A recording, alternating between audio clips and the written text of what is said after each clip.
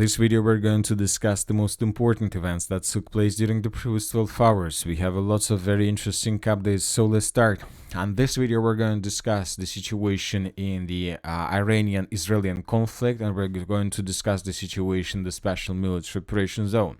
First, let's talk about Iran and Israel, where both the Israelis and the Iranians continue bombing and attacking each other. When talking about the territory of Iran during the previous 24 hours, we got a few very interesting updates. First of all, according to information we have, several explosions were recorded in the most northeastern part of the state, which is very important because if we increase the numbers of updates, let's say since the beginning of the previous week, we would see the main numbers of icons that took place in the central and in the western part of the state of Iran, and we haven't received almost anything from the northeastern part of the state. But now we see that most likely the Israelis don't have problems if they need to attack every single part and every single square kilometer of this Mid-East country. Another important thing is that during the previous 24 hours, the main updates were related, of course, to this place, to this position, to the central part of Iran in the vicinity of the settlement by the name of Qom. We are talking, of course, about these territories, about these rocks, and so on. So what is this? This is Qom uranium enrichment plant, and this is currently the focal point of Israeli activities, and this is the focal point of Iranian defense system. So according to information we have, and according to Israeli intelligence, the Iranians are trying to enrich their arms, their, let's say, fuel for the nuclear weapons exactly in this area. And this nuclear enrichment plant is located below the surface more than 90 meters. So that is why the Israelis understand if the Iranians continue doing things that they're doing right now, sooner or later they will be able to get the first nuclear weapons. So that is why they're trying to do everything they can with the purpose to not allow the Iranians to get this weapon. And during the previous 24 hours, according to information we have, the Israelis carried out another attack in this area, and after this attack there was an earthquake. Israeli Air Forces strikes on the ground nuclear facility at Fordow. A 2.5 magnitude earthquake was recorded near the city of Qom. No official data has been released yet. So this is very important because according to information we have, the Israelis don't have the weapon that can penetrate the surface so deep. So they have some bombs that can penetrate the surface for more than 30 or 40 meters, but not for more than 90 meters. And once again, the Iranian plants, enrichment plants, are located 90 meters below the surface. So there's just one country in the Western world who can do this, and we're talking, of course, about the United States of America. And during the previous 24 hours, we got lots of reports that most likely the United States of America will be involved in this situation. Trump says it's possible US could get involved in Israel-Iran conflict. President Donald Trump told ABC News that it's possible we could get involved in the ongoing conflict between Israel and Iran. And we need to understand that the main purpose and the main task of the United States of America would be not the bombardments of the entire Iran, but to support Israel, of course, and to attack, first of all, as a first target, to attack this Qom uranium enrichment plant, to understand whether the United States of America have enough of forces, have enough of power, manpower, firepower to destroy this plant and not to allow the Iranians to use it. At the same time, we understand that, of course, this is not going to be a very easy trip for the United States of America. And first of all, it will take time. It will take several days before the United States of America are able to bring additional forces in this region. For example, today we got reports that aircraft carriers Nimitz and its task group are currently en route to the Middle East, where 3 aircraft carriers like Carl Vinson, like Nimitz, and like Prince of Wales will be deployed to the region as well.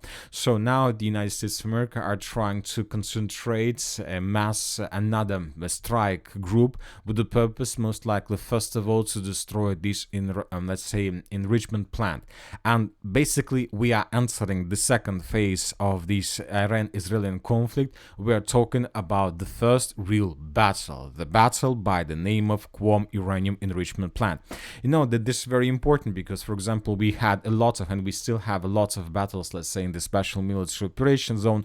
We had the Battle of Mariupol, we had the Battle of Zaporozhye, we had the Battle of Bakhmut. We are about to start discussing the situation in Konstantinovka. So many battles took place there, and every single battle is very important for both sides, for the Russians and for the Ukrainians. And when talking about Iranian conflict, we are at the same stage. We are about at the first battle. This is not the battle like the Battle of Mariupol. We will not see any ground operation.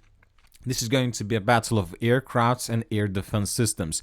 But the United States of America, the Israel and the United States of America are tasked, first of all, to destroy this uranium enrichment plant.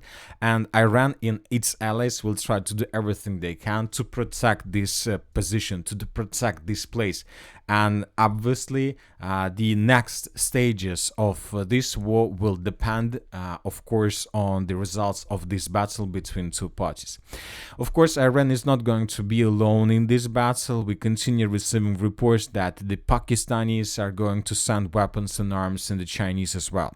Let's discuss this in details. Reliable Balogh news outlets report that the large containers from Pakistan into Iran earlier today via Balochistan province carrying missiles and military equipment.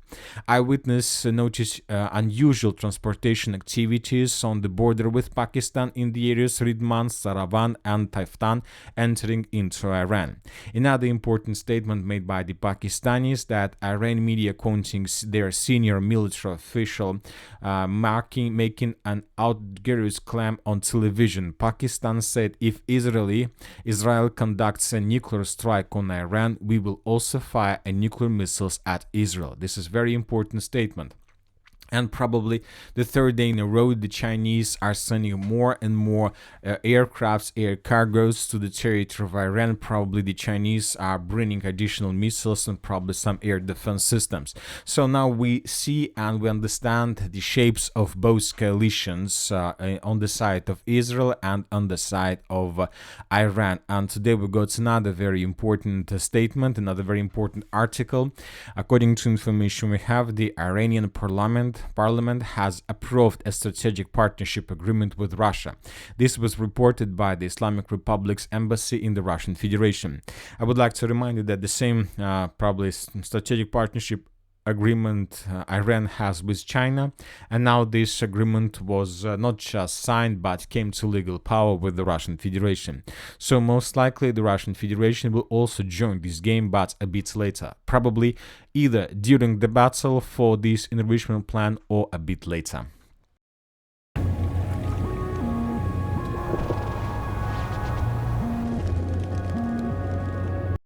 Anyway, let's wait and see what is going to be next.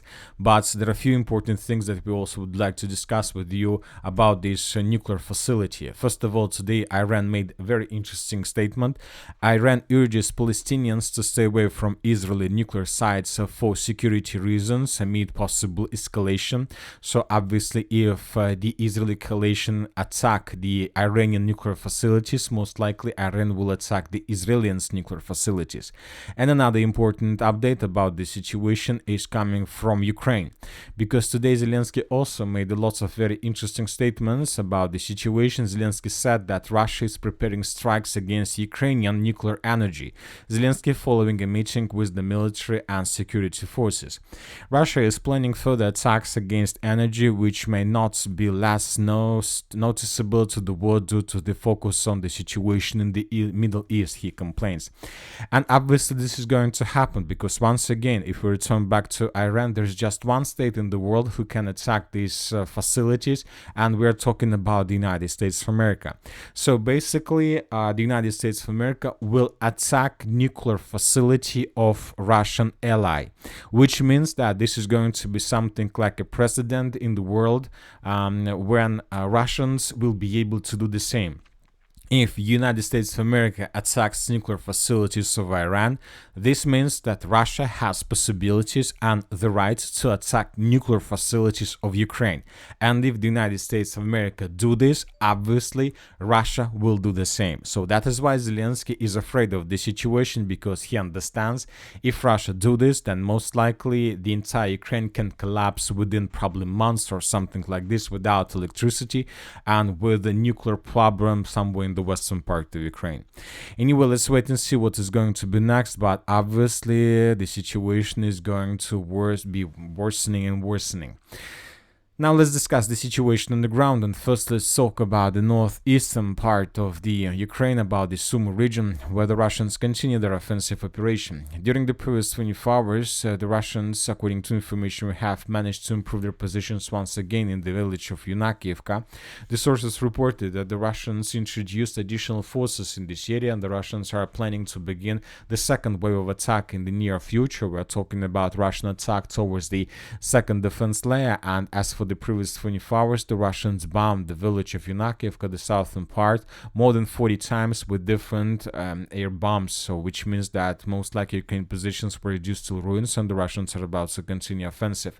Furthermore, we got reports that 60 settlements in Sumy region have been completely evacuated. In general, 60% of residents have already left dangerous areas, so which means that the Ukrainians understand that the Russians will continue offensive until they are able to establish as many control over as many as possible territories of the Sumy region itself.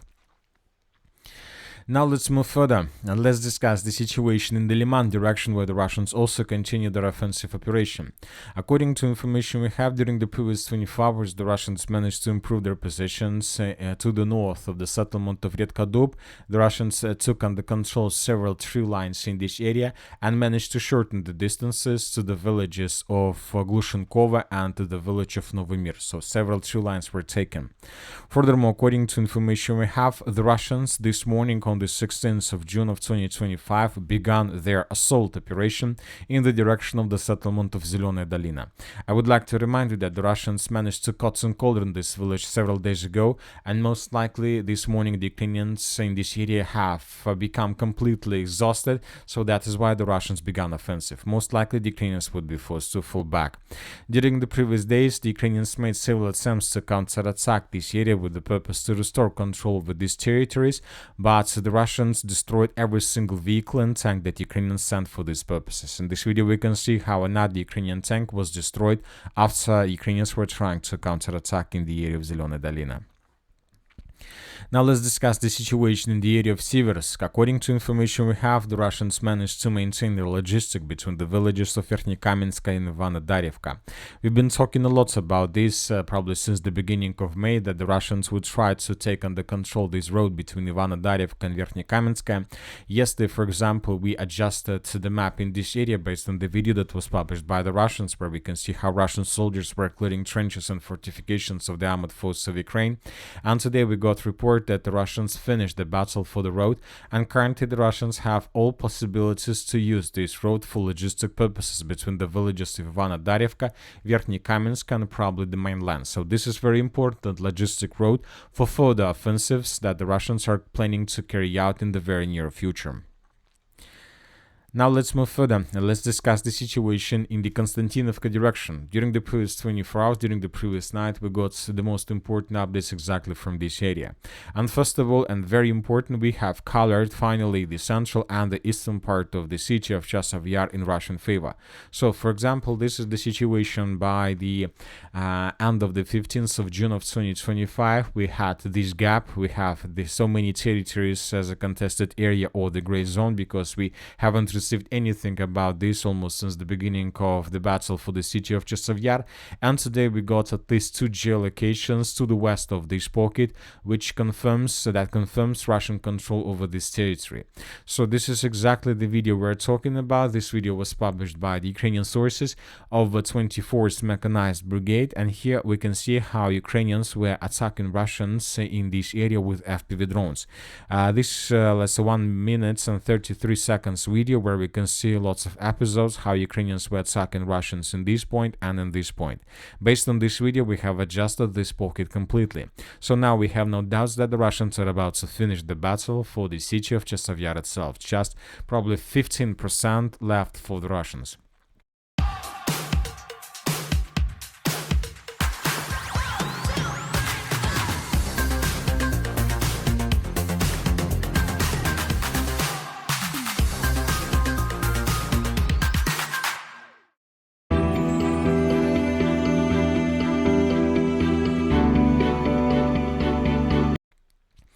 At the same time, the Russians continue their offensive operation in the most southeastern part of this area of the Konstantinovka offensive direction.